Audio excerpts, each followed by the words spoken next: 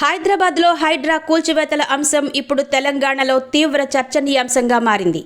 చెరువులు, కుంటలు, పార్కులకు సంబంధించి ఎఫ్టీఎల్ బఫర్ జోన్లలో నిర్మించిన భవనాలు, నిర్మాణాలను Hyderabad disaster response assets protection agency అధికారులు వరుసగా కూల్చేస్తూ అక్రమార్కుల గుండెల్లో రైళ్లు పరిగెత్తిస్తున్నారు.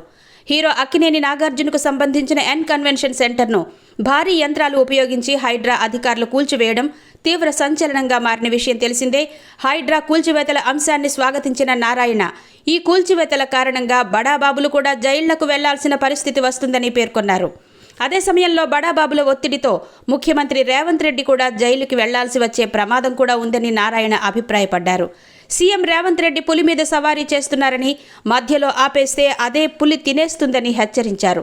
ఇక ఎన్ కన్వెన్షన్ సెంటర్ను నాగార్జున చెరువు బఫర్ జోన్లో కాకుండా ఏకంగా ఎఫ్టీఎల్ పరిధిలోనే నిర్మించారని ఆరోపించారు.